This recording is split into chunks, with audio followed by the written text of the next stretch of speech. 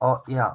Before we actually begin recording, could every speaker from each team tell us whether you consent to being recorded or not, so that we can later edit. OG consents.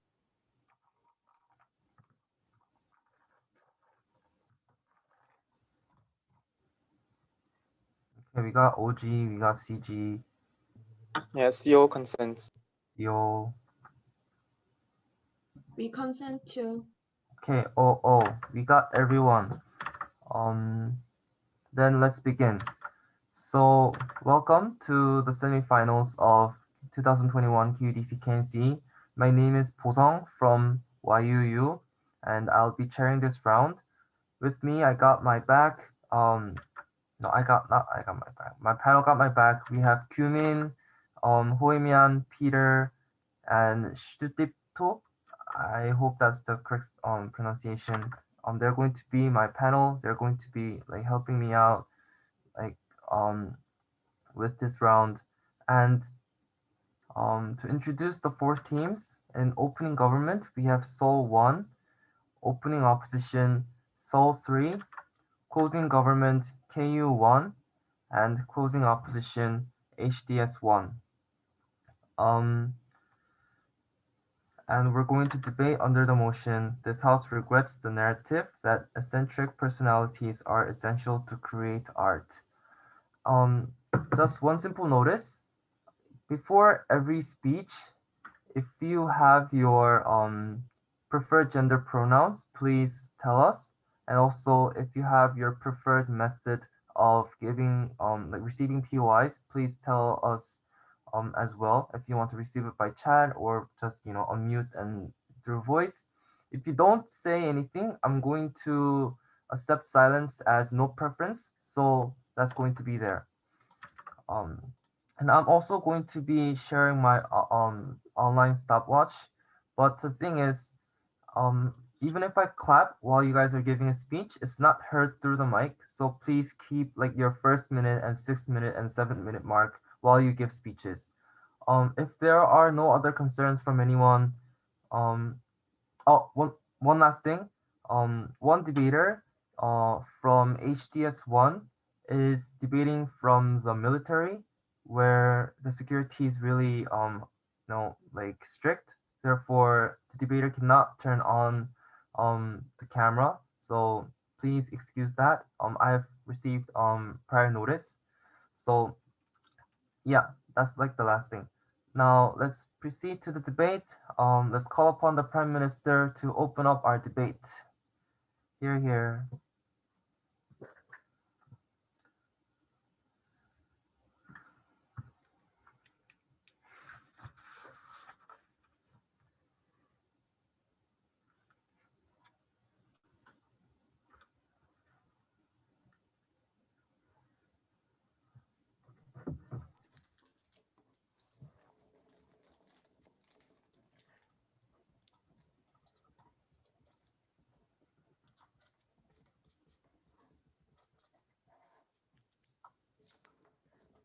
Hi, am I audible?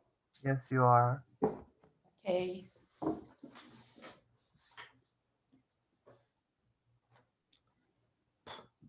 My speech begins in 3, 2, 1. I'm going to talk about two things in my speech. One, I'm going to tell you as to why this specific narrative actually oppresses the diversity of creation of art. Secondly, I'm going to tell you about the accessibility to art and as to why this narrative actually blocks the accessibility of people actually having more interest in artistic appreciation at the end of the day. But before that, I would like to make two things clear. Number one, what is an eccentric personality of an artist? I think mostly it means that those people are not socializing much. They are not actually having much of a friendly or intimate communication with other people, or maybe they are talking about some incomprehensible stuff that not many people would actually understand. Or maybe they can act like they like looking at the window for 30 minutes, like doing nothing, which people does not know the purpose of. They seem like they are actually in their own world, not necessarily communicating with the external world at the end of the day. And also, I think under our side of the counterfactual, we are not necessarily saying that these eccentric artists shouldn't actually like create art, but rather we believe that there can be a narrative where eccentric and non-eccentric artists can equally be valued under our side of the house, which leads to better diversity of art being respected. Why is so? Number one, we think art is anyway hard to be quantified, meaning that there cannot be unilateral standard in which we can actually judge upon what is a good art. Therefore, I think there can be a lot of diversified ways of evaluating art. Therefore, I don't necessarily think that there actually is going to be a hierarchy in terms of art under our set of the counterfactual. Secondly, I think there are also diverse branches of art varying upon like things like diverse nations and diverse timelines at the end of the day. And there are diverse types of art, diverse styles of art that has been created in diverse locations and diverse timelines, which means that under our side of the house, we still guarantee diversity of art. We still guarantee a spot for these eccentric artists to create their artistic expression at the end of the day. What we're proposing is that there should be balance between those kind of arts, not necessarily that there should be a priority in one type of art. One, why is this oppressed non-eccentric art at the end of the day? I think there are three things. Number one, I think it heightens the entrance barrier for artists to actually create art at the end of the day. Why is that so? Because I think this essential narrative basically means that artistic creativity is actually derived from this eccentric characteristic at the end of the day. So if you are just a normal person who just thinks and communicates in a normal way, probably you would not be as creative as a person who is eccentric, right? So therefore, people who doesn't feel in that way that they are actually eccentric does not feel that they are qualified for creating good art. This is important because I think this takes away the opportunity for the individuals to self-actualize themselves as artists. I think artistic expression is extremely unique in the sense that you can actually express things in an emotional way, not in a direct and logical way at the end of the day. But the problem here is that you are actually blocking that way of self-actualization. The second thing is that I think comparative evaluation of artists actually exists. What do I mean by this? When you evaluate on art, when there is two artists, one artist who actually say, actually like eccentrically explaining art in quite incomprehensible way, in a very fancy way, then even though you understand, I think people based upon this narrative think that this type of artist is very cool, think that there actually is some ulterior motive that I don't necessarily understand, but some more other grand motive that actually exists within the purpose of that art. In comparison to that, when an artist actually provides a quite straightforward explanation of his or her art, then I think they are under-evaluated in comparison to eccentric artists at the end of the day. That's why I think the evaluation art is not necessarily based upon the art itself, but rather the personality of artists is now being one of the most important metrics of evaluating that art, which I think is very unfair for these people who are straightforwardly explaining things. Lastly, I think communication in art is also very important. What do I mean by this? I think, for example, when you make movies or when you actually try to do things like dance moves with other people and try to express certain things, I mean there should be orchestrated actions with diverse communication that actually happen within individuals and individuals. So just because you are very, very creative doesn't necessarily mean that you can actually create the best form of art. I think a more better form of creativity doesn't only come from single person's mind, but rather is created from the communication of diverse type of creativity and diverse types of standards that actually exist within diverse people's minds. That's why I think the level of communication and actually trying to communicate with other people is extremely important, whereas that eccentric personality of individual actually to some extent actually blocks those kind of things at the end of the day, which means that with this narrative, I don't necessarily think that those cooperation is going to be as vigorous as the outside counterfactual in which people are more incentivized to communicate with other people and try to make more art based upon their communicative abilities rather than their eccentric personality. I'll take one POI from opening up. No, Seal.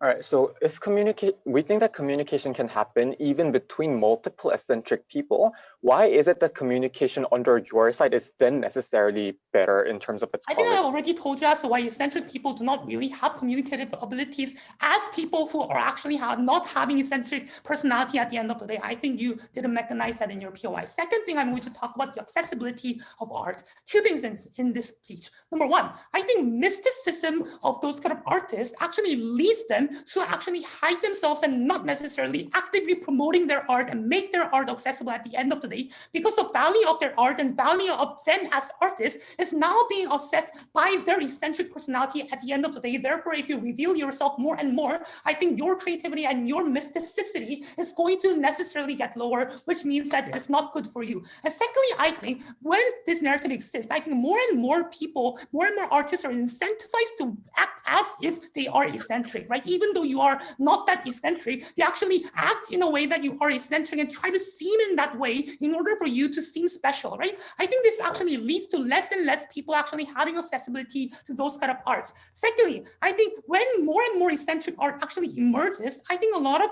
people in general are going to think that art is incomprehensible. Why is this especially bad? I think especially people who do not actually have the opportunity to get certain level of education, who do not actually have certain type of tools to interpret those kind of art because they did not actually get much opportunity for education, is now deprived of the ability to appreciate art at the end of the day. Because I think under our side of the house, when there actually is more accessible and straightforward type of art, then I think people are more able to communicate with that art without those kind of sophisticated tools of interpreting art. And so in comparison to that, I think people who actually have the ability based upon the education would have comparatively more ability to have art. Why is this important? Because I think art is one of the unique way to emotionally sympathize and communicate with the artist at the end of the day, which means that there actually is unique benefit of actually appreciating art at the end of the day. You're taking away the opportunity for these kind of individuals. I'm extremely proud to propose.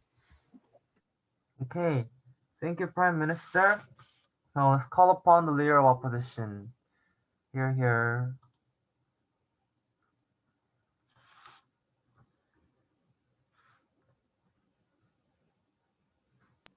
Just a second, please.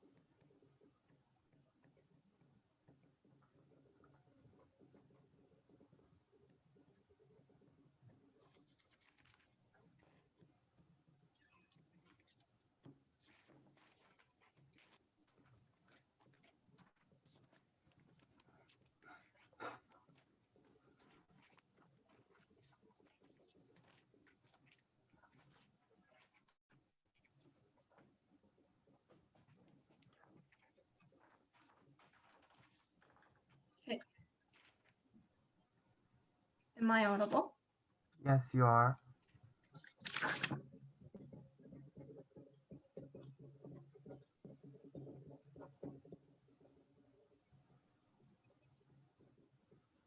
Okay, I'll begin in 3, 2, 1, go. Government's case was super confusing. At the beginning of their speech, they described having eccentric personality as people who are hikikomori, who are unable to socialize and who are kept inside their room and just doze out the window and do something just weird, make some weird behaviors and talk about gibberish and weird things. But at the same time, during their speech, during their arguments and mechanization, they talk as if people like those people because they are able to provide fancy explanation about their artworks, and therefore they are comparatively more popular than like the normal artists because they are able to provide like very fancy words about their artworks and like explain them in a very extraordinary way. In that sense, they're talking about those people with eccentric personality as the creative people, and this is the characteristic that we are like to present to you guys, and we're going to prove to you before anything else that having an eccentric personality is actually equivalent to being creative. Why is that so? So before I move to anything else, let's talk about the history of art. In the past, during the Renaissance, all the artworks were in a very formal way and in a very decided way, and should follow the decided rules and like the formats. And that was because the privileged upper class people ordered them to do so. However, because of this, because people decided to accept the uniqueness and accept free people, artists out of this frame, because people who with eccentric eccentric personality like Van Gogh and like Picasso and Impression artists, these people were able to come in. And why were they considered eccentric back in the past? The reason is because not being eccentric, it doesn't come from a very objective standard that is set by a very scientifically objective rule. So it's not like in order for you to be considered as having eccentric personality, you should be dozing out the window, you should be talking about weird stuff. That's not true. You're called as having eccentric personality because you are someone who doesn't follow the mainstream rules and who is considered to be not normal and who is considered to be the minority, having the minority personality. So that means that means you're actually denying the mainstream artworks, and you're denying the mainstream rules and like the mainstream standards of like following the regular curriculum and going to university and accepting and receiving like art education and blah blah blah. So therefore you're able to now try various things and don't really care about like what other people say. Even if we accept the characterization coming from government sides that these people are the ones who are unable to socialize, we think still that leads to them being creative because these people are the ones who don't care about the bad comments that people give to them and still believe in themselves and try various stuff and try more inspiring artworks. And also because they are the people whose only way to express their ideas and express their thoughts, the only platform is art. So therefore it's much more likely for them to be more creative and more like be able to like express everything that comes into their mind into a way of art. Therefore we think that these people are the ones who are very creative. And also one clarification is that denying the qualification in our narrative, we're not denying the qualification of artists that aren't eccentric. Why is that so? Firstly, that is because people judge artwork based on the artwork itself, not that like just because an artist is having an eccentric personality and he's a hikikomori, people don't just follow that artist and become a fan of that artist, especially when, as government characterized, these people who are unsocializable people who are probably not going to go out to the public and PR themselves and propagate like make up PR themselves. And we think that these people are going to be judged by their artwork itself, more likely to be judged by their artwork, and their artwork is becoming popular because it is creative. And also secondly, because of the existence of mainstream art, and like those mainstream art is very taking up a huge portion of all the artworks, and because of their existence, it's very even the artists who aren't eccentric personalities, they're still able to create artworks and still be welcomed by and even more welcomed by our society. And that nicely leads to our argument about how this narrative leads to proliferation of arts. So before that, why does without this narrative, diversity cannot exist? Because we think that the opposition to the artist with eccentric personality is the mainstream artist. That is, those people who has received like formal classic art education, who go to 학원, who go to college education and follow the steps of standard curriculum. Then in order to do that, it needs a lot of money and a lot of funding, and but as a result, they have this huge school of artists backing them and supporting them as usually. And even if they fail, they still are able to make money out of the skills that they have. So therefore, it's much easy for you to fall to the mainstream arts. However, in case of very unique and creative arts, it has a very high entry of entering, because if you fail and if people don't like your artworks, then there's no way out for you to make your living and put food on the table. Therefore, it's very, very unlikely for you to enter art if not for this narrative. That is because and if with this narrative of there is then such kind of eccentric personality is necessary, we're then now able to encourage society that art should be creative, and art should be providing unique works, and art should not be just simply following the mainstream ideas and mainstream artworks and artworks. That can only probably happen with this narrative, because if not this narrative, it's very, very likely for people or society arts to be dominated by mainstream arts. And And why is this diversity so important? So firstly, because creativity itself is the core of art, and again, without this narrative, this can never be achieved because mainstream art will be dominating. And even if we don't buy a premise that eccentric personality equates to good quality creative, still they open up the room for inspiration, and because they are constantly trying new stuff, and also because of this new hikikomori characteristic, those are artists who are more likely to be able to create more creative works because it's the only channel they can communicate with our world. And secondly, because we can now open up more opportunity to various people, and art can now be more accessible. Status quo, people are still not very much welcoming toward creativity. That is because people like familiar things, and also because majority of people follow what artists say is good. So even if you think an artist looks so weird, if they, like the classic mainstream artists say that's a very good artwork, then people will say, oh, maybe that's a good thing. And while less, if you think something is good, but it's still society tells you that it's not a good artwork, then you're also likely to follow the mainstream artist and say that's not a good artwork.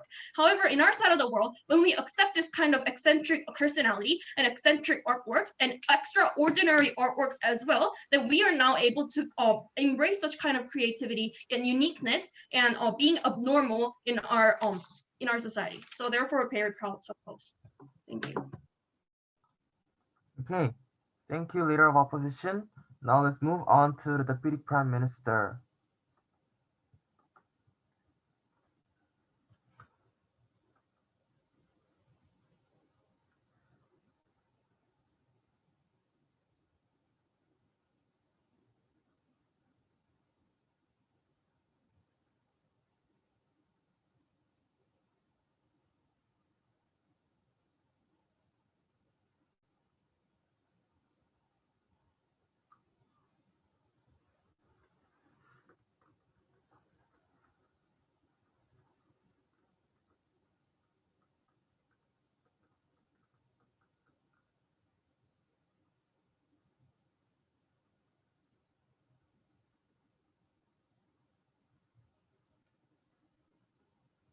Let's talk.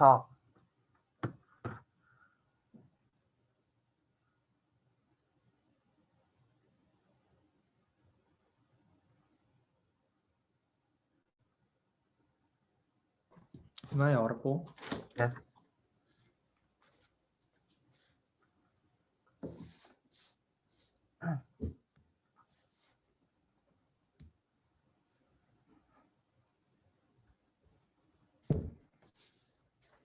So I think OG and OO has the same goals, diversity and accessibility. I'm going to prove why we win on both of these grounds. Firstly, on diversity. So there's a competing characterization from OO about what this motion is about. I'm going to clarify that.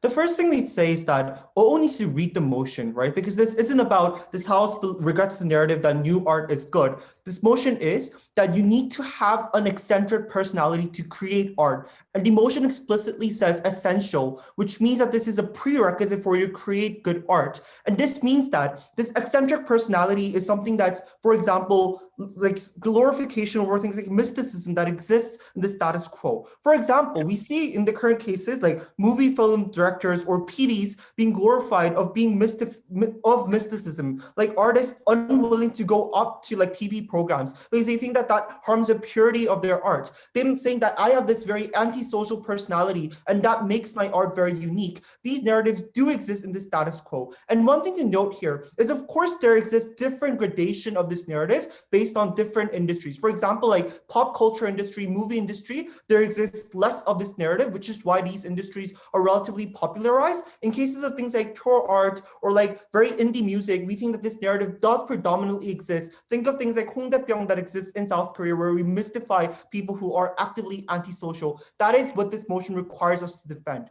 The second thing we'd say is that the argument coming from OO is that this narrative is a tipping point and the critical tipping point whereby we have the accessibility towards new art. And I think that's not the case, right? Because firstly, I think artists simply have an incentive to create new art because like the way to differentiate yourself and to make sure that your art has market value is to maintain some sort of new differentiations. The question of this debate is, why does that new distinction has to be your eccentric personality as opposed to your ability of sympathizing with people on the ground and therefore providing new perspectives on social issues or whatnot. I don't think that newness has to necessarily be linked to your eccentric personality. Second, I think that there are different branches of art that exist in the status quo, and things like Picasso or whatnot are not the result of us glorifying this narrative. Why? Because oftentimes different branches of art are made from different social backgrounds. For example, World War II leading to a lot of new types of art, industrialization leading to postmodernism all around the world, like philosophy, whatnot, and that leading to different types of art. That is not the result of this narrative. The third thing we'd say is that after the development of photography, where we can accurately, vividly describe the current situation, many people did value the uniqueness and the subjective feeling that an individual has, and therefore we think that without this narrative, there still could have been existed a lot of glorification and acceptance over diversity of art. I just don't think that that is what they say on their side of the bench. Which the conclusion of this analysis is that the balance between a non-eccentric art and eccentric art can exist on our side of the bench. You don't need to say that eccentricness is the essential quality in order to accept this art. But then the third thing we would say is that this balance is damaged insofar as we give you the coercive characteristic of this narrative. The three ways. Firstly, there exists selection bias, right? When you as a child wants to opt into the art industry and want to decide on your career, oftentimes parents, teachers say, hey, you don't have a unique characteristic. Probably you should just take a safe option of going to a university. Often you internalize this idea as well. This means that because there's so much risk entailed to being an artist, only the privileged people who can take risks can access into the art, whereas poor people who do not have the ability to withstand poverty are unable to enter into art because they cannot take this risk. But the second thing we'd say is that once you cooperate, you lose the market value that you have, because mysticism is what gets you a lot of money and what attracts a lot of attention in the status quo, as I told you in my first introduction. But then the third thing we'd say is that this impacts the way in which people critic art, right? Because I think critique is very arbitrary and oftentimes subjective, because there is no one clear standard of evaluating art, which means that subtle bias that critiques have is very important in the process of evaluation of art. And I think that this creates a subtle bias within critiques by saying that when they see a new and an antisocial type of art versus when they see an equally high quality art that is just not as eccentric, they just overweight the newness and therefore automatically assume that this is more valuable. And I think this is bad, because this means that the accurate quality and accurate judgment of quality of arts and therefore diverse opportunity based on fair opportunities does not exist on their side of the bench. This means that this narrative is coercive and has a self-fulfilling prophecy because it has selection bias, and in the long run it further consolidates the market value that the eccentric artists have, therefore leads and breaks this balance, therefore does not leave room for non-eccentric people to opt into the art industry. And I think this is really, really bad. The second thing I'm going to talk about is accessibility. And I think the response we got from OO was extremely sparse on this issue. Notice that OO's argumentation about accessibility is only limited to eccentric type of art. Our argument of accessibility was about the entire art industry itself. We told you people unwilling to publicize and popularize their art because of the glorification of mysticism. We told you people unwilling to view art because artists just seem to be too difficult for them insofar as eccentricity is too much emphasized and glorified. And I think this is important because this means that art industry gets less funding because there's less political capital and incentives for people to invest into the art industry. This means less audiences, which means less profit to the artists, which makes art industry less of a viable career path, which impacts diversity as well. And notice that if we have diversity, accessibility to art on a general level is when then we get accessibility of eccentric art, right? If public is unwilling to fund art and to access art, there is no public attention given to eccentric art to begin with. Our argument is a prerequisite of their argument, has much of a bigger scale and an impact in this debate because it impacts more art on a more diverse level. So I think this argument is the most important argument, and OO not responding is quite critical to their case. So now lastly, I just want to do some framing in terms of social movements and arts. I think firstly, things like sympathizing with people, going out to the street, looking reflecting what poverty looks like on the ground, all have to do with you not being eccentric and actively interacting with society that is damaged on their side of the bench. But second, the reason why we spent 30 seconds on this argumentation is I think the most important clash in this debate should predominantly be about art. And I'm preempting CGCO extension here because firstly, this narrative has the most impact in the art industry, not in other areas like economy and social movements, because this art narrative, like other industries can survive without this narrative or with this narrative. The art industry is predominantly affected by this narrative. But second, I think art is generally valuable because it allows us to have self-expression. It allows us to have self-actualization. It liberates from the very inhumane characteristics of capitalism. Therefore, people being able to access art, diverse forms of art, is an inherent benefit on our side of the bench. So for all these reasons, we're very proud to propose. Okay, thank you, Deputy Prime Minister. To close the opening half, let's call upon Deputy Leader of Opposition.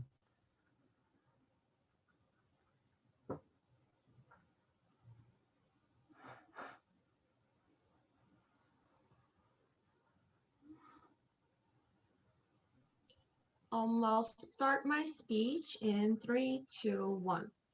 The government team argues that art is supposed to be open and diverse. We also agree to that idea, right? But they have a wrong portrayal of society. They portray society as if we are so open to eccentric people and people are embracing all these eccentric ideas, and as if the art industry in the status quo is a really diverse, open environment. We deny that characteristic to begin with because art has become more diverse than 16th or 17th century, but it still lacks diversity. It's still not open to eccentric ideas and diverse idea. Why? Look at our art education, look at our art universities, look at big companies funding big artists who go for mainstream ideas, not the eccentric ideas.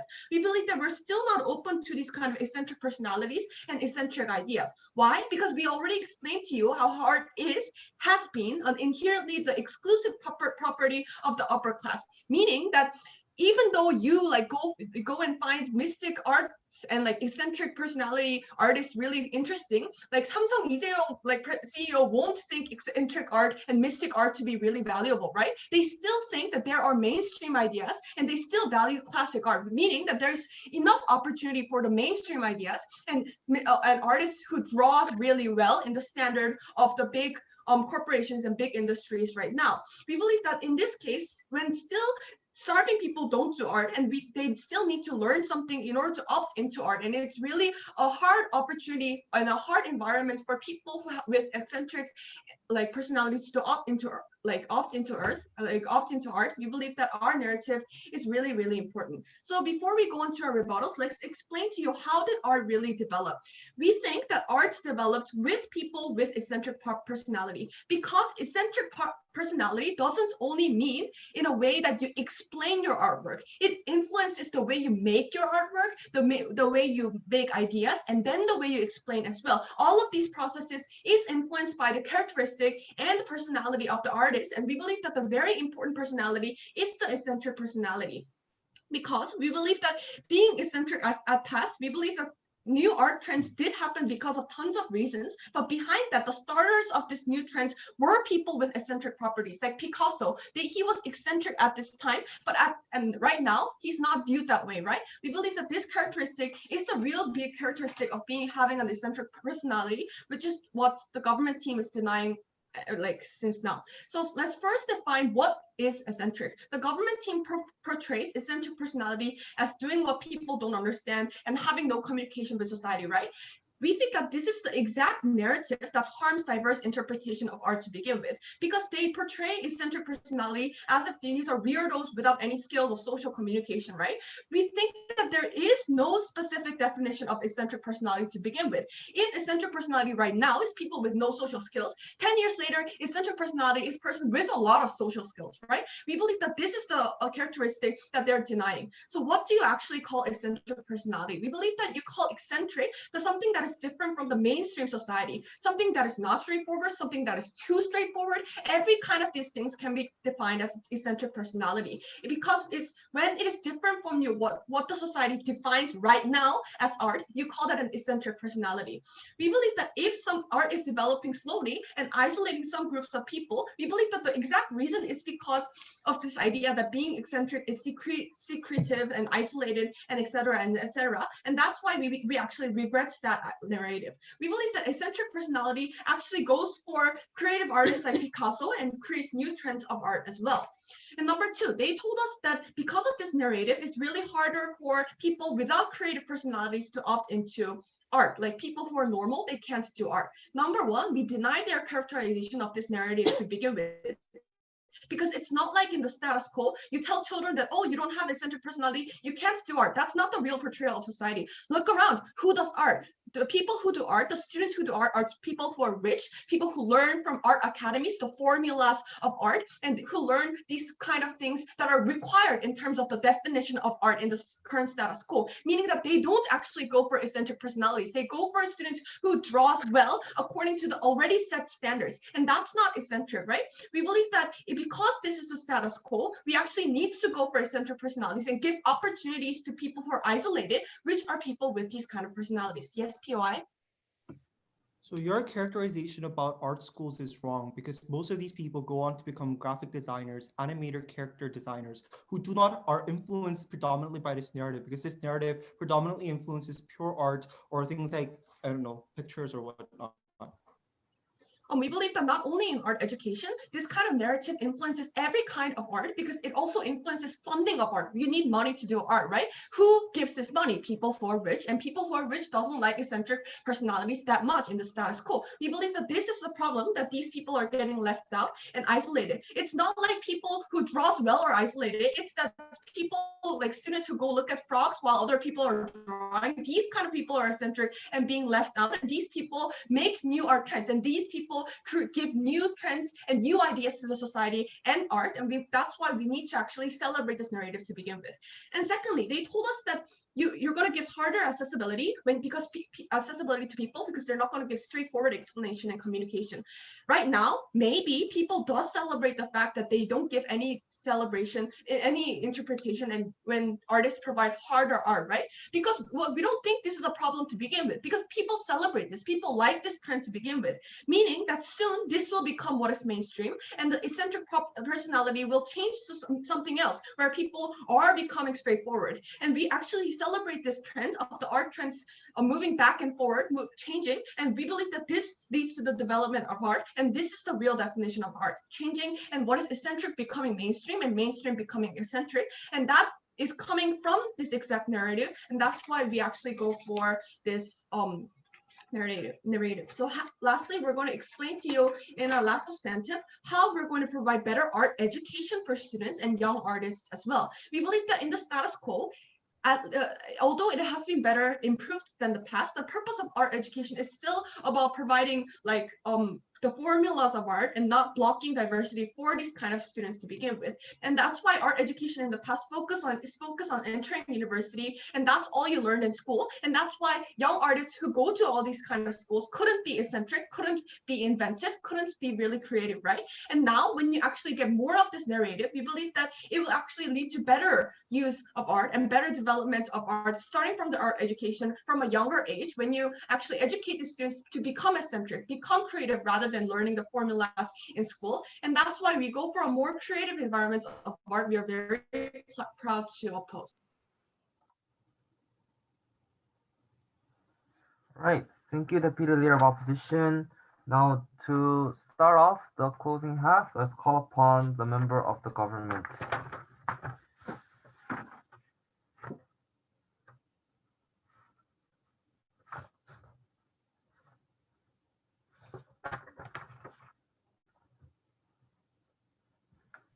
Am I audible? Yes, you are. Hey, give me a few seconds. I prefer POI through the chat, by the way. I'll try to look at the chat.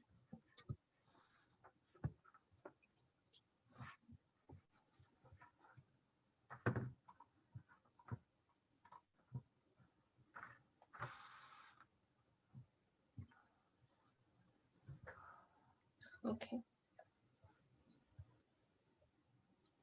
So my time starts in 3, 2, 1. I'm going to do 3 things in my speech. First of all, I'm going to recharacterize and clarify what eccentric personality actually means in this debate. Secondly, I'm going to weigh their case about how eccentric people can't get funding and whatnot to our case about how art is more sustainable in our side of the house. And thirdly, I'm going to bring a unique extension about how we consider the stakeholders who are actually the people who are working in these art industries or the artists who make art, and why this narrative is actually regretful for these people who are actually working in these industries, who are, we think, the most important stakeholders in this debate. So moving on to our first question about the eccentric personalities. So we have this big deadlock on the opening bench, whereas the opening opposition came out and said that, like eccentric personality is the same thing as creativity, right? We don't think that's true to begin with. So we think that the opening opposition has this huge misunderstanding today about what is creativity and what is eccentric personalities. Clarification: eccentric personalities literally means the characteristics of that person, right? So if you have an eccentric personality, you are seen to be strange from other people or different from other people, right? But when it comes to creativity, creativity is a criteria that is actually applied in the forms of artwork, right? So we don't think that creative art is the equivalent of eccentric personality under their case of the house. But also we think that they also contradict themselves from saying that suddenly like people will like these creative forms of art and creative forms of art important, but they also say that people don't like people with eccentric personalities, so they are being stigmatized in the status quo, right? So we think that this is a big contradiction coming from the opening opposition, which generally like lowers the credibility of their case, right? But secondly, we want to talk about why this narrative isn't like, they actually like misunderstood the motion in a big sense, right? So when we talk about a narrative, we're talking about this mainstream idea about what generally people think in the society, right? That's what we call a narrative. If only a few people believe in that, like that statement, that wouldn't be a narrative and we wouldn't be debating on that motion. So we think that there is a certain amount of fiat on the government side today, that when people think that most of the people who are successful in art have eccentric personalities, we think that most of their case doesn't really stand in this debate. That's why we think that O was out of this debate. But secondly, we want to weigh between, let's bite their best case scenario and say that the people who are eccentric and the people who want to be created will be stigmatized under their side of the house, and we like this narrative can like protect these people. So 2 levels of responses. Number 1, we think that even though this narrative doesn't exist, we think that the people who have eccentric personalities are going to be protected somewhat under our world too. Why is this true? We think that this is true because if these eccentric people can make artworks that are really good and really unique and really creative, they will still have this economic profit or incentive for people to buy that artwork, right? So we think that their mechanism of how eccentric personalities are going to be like bashed away in our world isn't really factually true. But secondly, let's say we bite the bullet again and say that these people are somewhat going to be less prioritized compared to our world. We think that it's still better under our side of the house. Why is this true? We think that only under our side that art is more sustainable in the status quo. And this is the unique extension coming from the closing government, because notice the fact that the opening side failed to provide the impact of why accessibility is so important in art, right?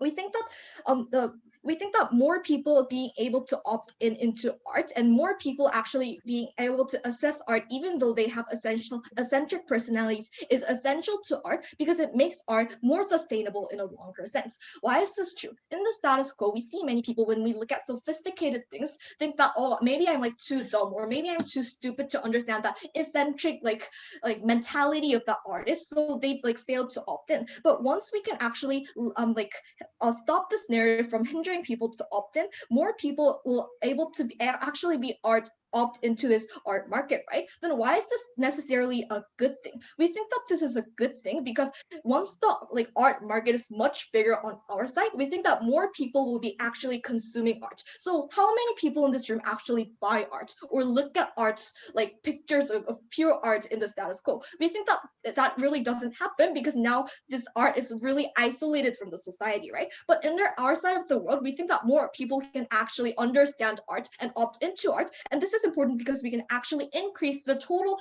art market and increase the pie. If we increase the pie, we are actually able to give more opportunities even for these eccentric people, because now they will be able to show their art to a more vast amount of people. And if there are more amounts of people, there are more amounts of people who are likely to understand and buy and consume these creative forms of art. So we think that this is actually better under our side of the house, even if we bite the bullet and they take their best case scenario. This is why we think that we win over opening opposition, right? But secondly, I'm going to give a more unique extension under our part about why the stakeholders of art are actually being stigmatized in the status quo, and it's harmful for also them and their relationships, right? Because when we see in the status quo, because this narrative that if you do art, you will likely have an eccentric personality is so strong, we think that this is especially bad for the people who do opt into art and do have eccentric personalities, right? Because when we like see in high school or secondary school, we see that when people when students sit on their desks and draw cartoons or draw art and whatnot, people view them as very strange or very quirky, right? We think that what are they doing drawing that cartoon or drawing that piece of art? It actually has a big stigmatization to the people who are opting into art but may not have eccentric personalities or whatnot. We don't think this is a debate about whether eccentric personalities are better for art or non-eccentric personalities are better for art, right?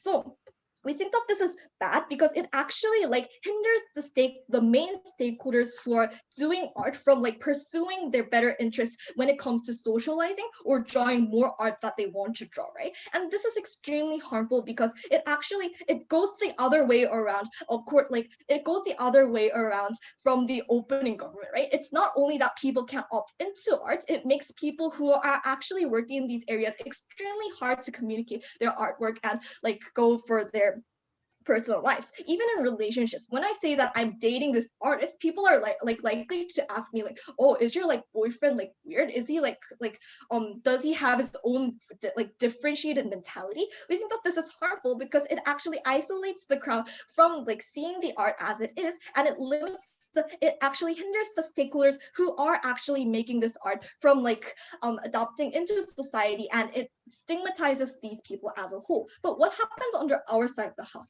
We think that it's much better under our side of the house because there is no narrative that eccentric personalities are essential to create art, right? So basically, if people see someone who is creating art, they wouldn't have some underlying stereotypes or substances about that person. And we think this is much better because it actually protects the people who are actually creating art. And because of all these reasons, I think we deserve second, and it's a government win.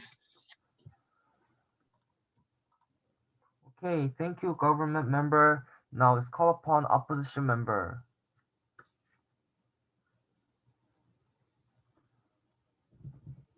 All right, am I audible?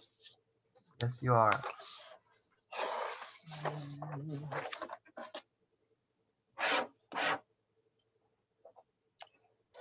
All right.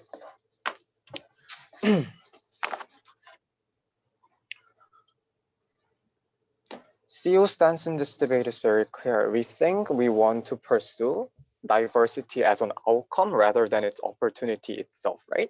We think if art can be a safe zone for eccentric people, then we say the society in large art can comprehensively reflect the diversity that all four teams want in this debate. Government side didn't provide analysis as to why then, where do these eccentric people will be able to feel some sort of belongingness or some sort of safety or security. When that is never proven, CEO would like to point out the fact that mainstream can already do what they want in the first place, which pretty much means that other sectors of society is already dominated by mainstream. We think that in this particular case, our narrative has an art as a safe space for these eccentric individuals so that the overall society is able to be diverse as an outcome, right? We think, so therefore we think that government side regretting this narrative actually takes the safe zone away, right? So we're willing to accept this idea of selection bias entry barrier, which OG and CG both talks about, because we think that for as long as if we're able to prove that the overall society is able to be diverse, then we don't think that this really matters in this debate.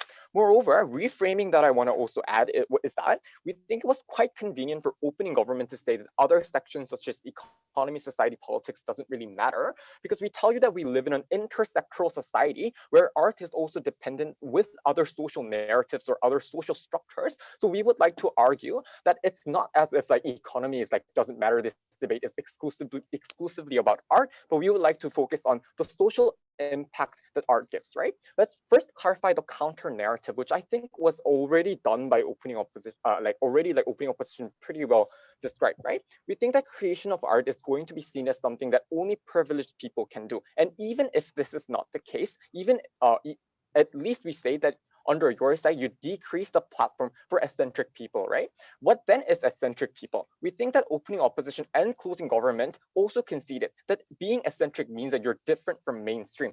We would like to add that this not only in terms of your personal characteristic, but it also has something to do with your identity, your experience overall, right? I.e. even things like race, even things like sexuality, right? Overall difference from mainstream, right? We think that therefore, being eccentric is not like unsocial as opening government argues. And in fact, we would like to argue that eccentric people also do have some motive to feel belongingness. But currently we would like to argue that society rejects these eccentric people because they're different in terms of their experience, in terms of their identity, whatnot. So in this particular case, what I'm going to do in my speech is I'm going to prove why eccentric people are better off under our side in terms of their self-development. And secondly, why we have better social acceptance for these individuals. And rebuttal is going to be included. So first, we think that being eccentric, when you are eccentric, you feel like you're wrong. You feel like you cannot belong to mainstream or people around you, right? This is exactly the reason why you fear to self-explore your identity. You fear to self-explore your personality, whatnot, right? We think that because it is different, because you are different, you feel ashamed, right? I.e., if you're gay, you fear to even think about sexuality in certain cases, right? Why in this particular case, when under government's world, that these individuals are blocked from like self-developing or self-exploring their identity, why are these people better under opposition's world? Firstly, we think that art is a form of self-expression. So in that sense, creating art, in the process of creating art, these individuals are able to contemplate on what do I like, what am I good at, what do I want or whatnot, right? So we think that under our side, we give an opportunity for these eccentric individuals to think of themselves and to contemplate about themselves. Secondly, we think that communication among eccentric people is able to happen, given that eccentricity doesn't necessarily translate to like, hikikomori, as opening opposition said. We think that under our side, when art functions as a safe space for these individuals, then they are able to communicate among themselves. Like look at, LGBT artist network or African American hip hop artists who are able to communicate among themselves. And by doing so, we think that these eccentric individuals are able to share similar experiences with one another and able to, develop their self-identity, especially if opening government concedes that communication is a way to self-develop. We think that actually exists under our side. When they're just dispersed in society, these eccentric people cannot find people with commonality to begin with. So for these reasons, we think that self-development is better under our world. But secondly, why in terms of social acceptance, it's better? Opening government argues that we see opening government as well as CG argues that we see art as a distant thing and very far-fetched thing. We don't think that this debate is just about Picasso or like very fancy art, right? We think this art is also about popular culture like webtoon, like pop music, whatnot, which is actually accessible. And we think it was quite convenient when DPM argues that these things are these things don't count in this debate. Because we look at like, Kian Parsa, right? This webtoon creator who is very, very eccentric, but at the end of the day, he is able to create an artwork or like a culture that is able to be shared by individuals or like shared by average intelligent individuals, right? So we think that under our side, art can function as a middle ground for individuals, and a way in which we're able to see art of eccentric people and empathize, listening to pop music or whatnot. I'll take POI from opening. So premise of op case is that without this narrative, people hate or do not give attention to eccentric artists. Absent this narrative, why do critiques and people focuses on artists' personality and not their art? I'll talk about that at this moment. So why is then the acceptance happening under our side? Firstly, we think that art and culture is a really powerful tool of shaping social narrative, social structures as well. So if our culture functions as a reflection of these eccentric personalities or whatnot, it's exactly how we're able to bridge between eccentrics and the mainstream, right? The government's preconceived bias is that art by eccentrics can never be relatable by individuals, which we don't think is true. If eccentric people can make relatable art, then people are able to think that maybe they're not that different. Maybe we're able to see some extent of similarity or whatnot. Secondly, we also are able to motivate other eccentric people to step out, right? By sharing this art and thinking for themselves that I I may not be wrong, right? So the comparative of this debate then is, we think that under government world, these people are likely to be forced to do things that are mainstream, which has things like macho culture or hetero norm, things like opting into team sports. And we think that then when they are criticized by being eccentric, by having this particular like communications with mainstream individuals, then they also internalize this negative self-image of themselves, which we think is extremely harmful. But secondly, about this pure art, whatever, I think that pure art is going to be inaccessible or hard to comprehend under both sides. So we think that pure art is pretty much the harm that's not exclusive anyways. For all these reasons, I'm very proud and vote for HDS. Thanks. All right, thank you, opposition member. Closing the whole golf bench, let's call upon government whip. Can you hear me well? Yeah, I can hear you well. Thank you.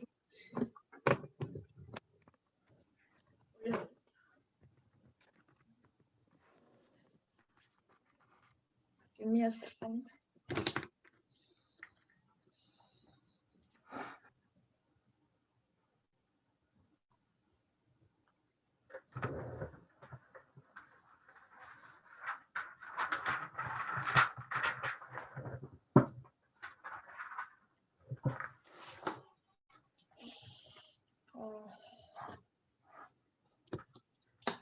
My time starts in 3, 2, 1.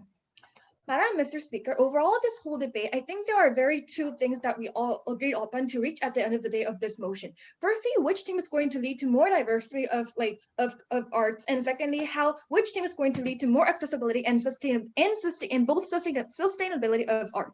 Firstly, about which team is going to lead to more diversity of the art at the end of the day. I think the whole the arguments that came from the opposition was mainly about two things: accepting and recognizing that there are actually eccentric artwork is very important, because now the people will know that these kind of artwork is as something different from mainstream artwork. Therefore, people will also evaluate or value eccentric artwork for the sake of themselves. Firstly, we are not debating upon eccentric personality will foster new art stream, and I think the biggest problem about the whole opposition bench was that they were not good at differentiating the difference between eccentric personalities and eccentric artworks. We're not debating upon whether eccentric artwork is very important in this whole debate. We're debating upon whether eccentric personalities are essential to create art, whether eccentric art personalities is the prerequisite, is okay to be seen as a prerequisite in the status quo. Therefore, I think their whole debate, their whole argument about whether eccentric artwork is very important or not does not stand in the first place. We're not debating upon whether eccentric personalities are good to foster or whether we should accept eccentric personalities or whatnot, but we were debating upon whether the narrative that eccentric personalities is the prerequisite to create art is going to bring more harm or more benefit. Therefore, I think the whole direction that the whole government bench was going was in a more adequate and was more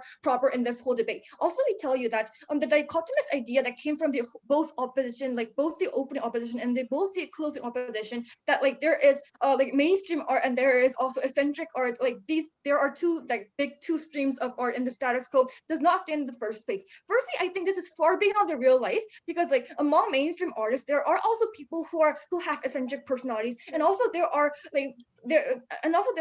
people who actually don't have those weird personalities who but are creating as some kind of weird artworks or whatnot. Therefore, we think that differentiating this as I've said before, differentiating the whole opposition bench was very was very inadequate to differentiate this whole big differentiation between these two whole factors. And we also think that as an average public, as an average person who just sees art, as an average public who sees art, I will just if I get a chance to see some kind of a weird artwork, eccentric artwork in the first place, I will now think that, oh, is artwork so differentiated from the artworks that I've thought beforehand. Like I will like as an average public who see the artwork, I will not think that, oh, there is mainstream artwork and an eccentric artwork. I don't think that's the status quo, and it's very far beyond the real life. Therefore, I think their whole argument was very like unpersuasive in the first place. Also about like but as like about the diversity of how we can actually reach the diversity of artworks in the bench of the government. We already told you again and again that since there is like since now the people can have less lower entrance barrier in the first place, and because also seeing the fact that art is something art should be something considered for the public to like to gain rest or like to be a way to like express their emotion freely in a free way. I think in like our stance is very much clear to lead more lessened entrance barrier and therefore lead to more diversity in the first place and give art to the general public who is having difficulty to actually approach or like opt into artists or as an art field, because now like there is actually a narrative that eccentric personalities are essential to create art. We also tell you that like so moving on to the second part about how we can actually lead to more Before you move on, accessibility and no thank you, I'll take it as 6, sustainability of art. We tell you that we as my partner has already told you, we think the main stakeholder, the main victim of this whole narrative that's ongoing in the status quo is the artists who are actually who actually decided to opt into, or actually who are working in the field of art. We tell you that these artists as a whole who are creating art is stigmatized as a whole because of this whole narrative that's very prevalent in our world. These stereotypes given to people who create art is a very harm in real life, because like now they get like suspicions from like their there are people around that whether like you're so much emotional in some kind of situations, or like whether you're so much like eccentric, or you're having so much eccentric personality that you cannot like socialize with other people in enough way. Therefore, we think this kind of perception, this kind of narrative in the first place is like making them hard to be like go along with other social like other members of the society, and also make them very difficult to go within like cooperation with other people in the first place. Therefore, we think this results in less people to opt into art arena. And secondly, even if we bite their bullet and say, okay, these people might like just not think about those stigmatization and just opt into artworks, we say that even if they opt into those artworks, like when these people actually want to like work in like work as a member of creating a movie or like doing a design and needs to do a cooperation, the people who are doing with those people are not going to like see them as people who are less socialized. Therefore, is going to like they're naturally be excluded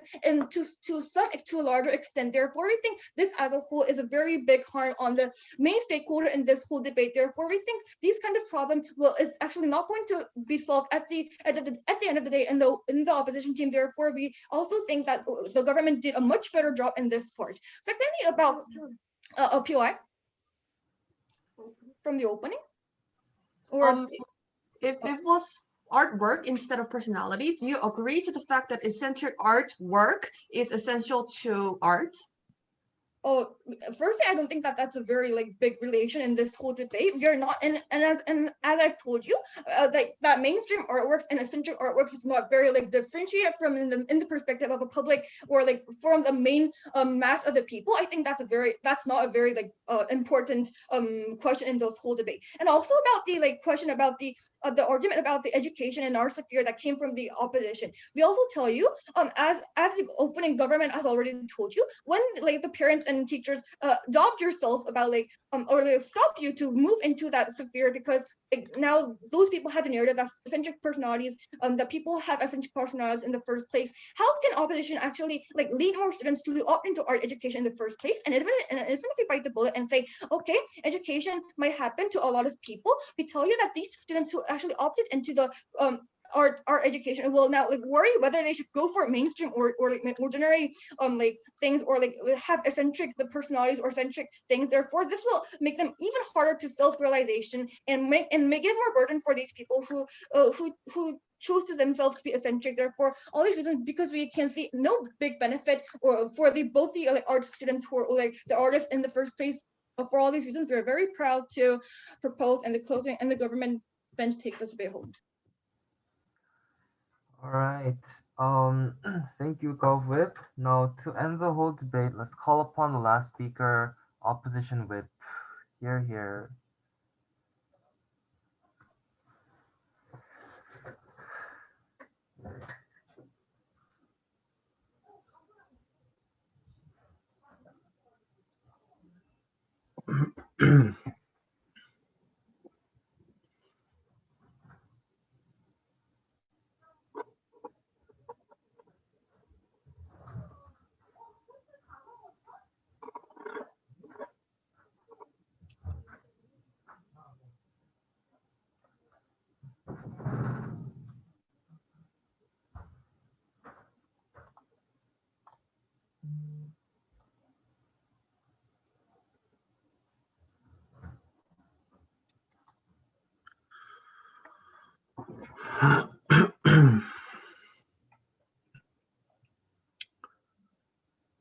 I'd like to start my speech by addressing the thing that CG thought was the biggest lacking point in our case, and show why exactly the critique they gave us is the reason why we win this debate.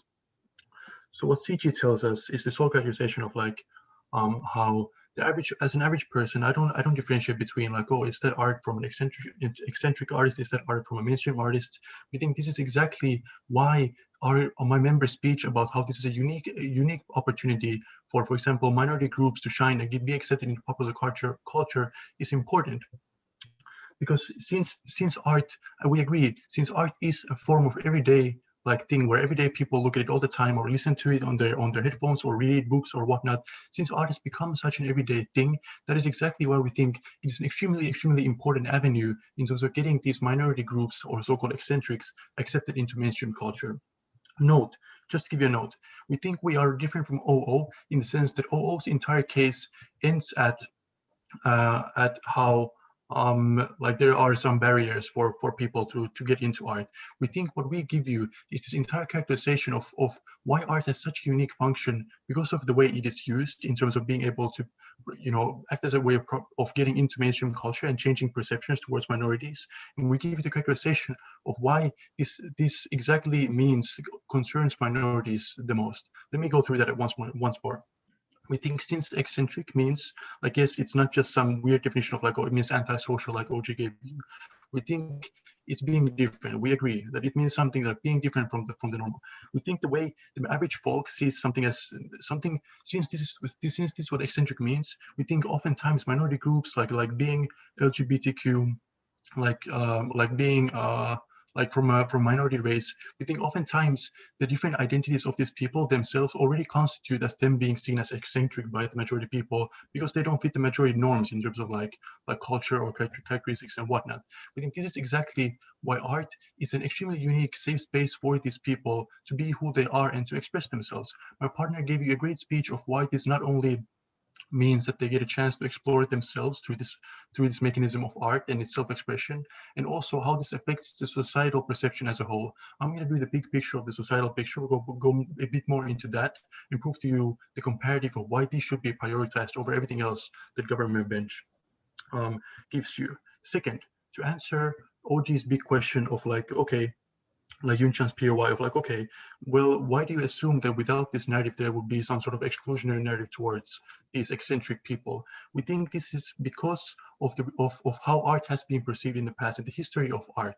Art for a super long time has been seen as something for those who are civilized, or something which often for a long time was correlated with things like white, or things like male, or things like hetero. This is the reason why we believe that without this narrative, if this narrative hadn't existed, we wouldn't have as much diverse art as we do in the first place today. The reason why, for example, we can see this as, for example, Black people and the way they have made rap music their own, and therefore broken the barrier of music being something for the civilized folk, for the civilized white folk and so forth. We think this is proof of what an exclusive and great safe space and avenue this is for minority groups to get into these extremely gendered or extremely racialized things that we know as art. Thirdly, to counter the entire frame coming from the gov bench of this we don't want art to be judged based on personality. We don't want it to be judged based on how good the art is, and that's why it's more inclusive, whatnot. We think this entire premise is false because good art itself is already personalized. Good art itself is already gendered. It's already racialized. We think that for a long time, if you made paintings that didn't fit what for example, the top class who are often white saw as being a good what they often painted, if you didn't do similar paintings, it would immediately be discounted as bad art, just because you came from a different background or from a different minority group. We think exactly, therefore, this frame of government where they say that like, we want art to be judged based on its own merits is already like bad. So the correct framing here is we are changing, we are not changing between, going between art being judged based on subjective or objective like standards. We're just changing between what subjective standards we should judge art to begin with. So instead of this like view that government gives you, we want art to lose these like, you know, gendered or racialized or sexualized barriers that it has by allowing this safe space to exist for these minorities and for them to enter into what is seen as good art. And the reason they can do this is because it is seen as something for eccentrics, because it is seen as something for something that is a creative platform. Wait, Okay, so, let's do that. Oh yeah, sure.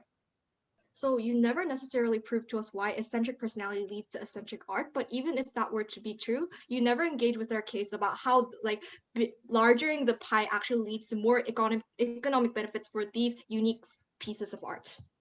Okay, in terms of your first point about eccentric art and so forth, we think exactly because these people come from like unique backgrounds, and because art is seen as something where pretty much like, you know, creativity is the key.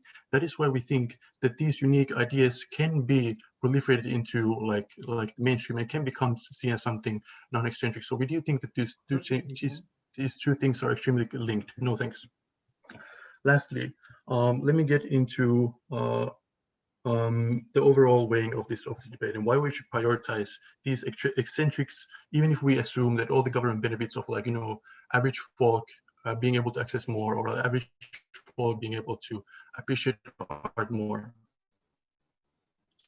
The reason why this is important is because the average folk, like every said, you know, different avenues for appreciation.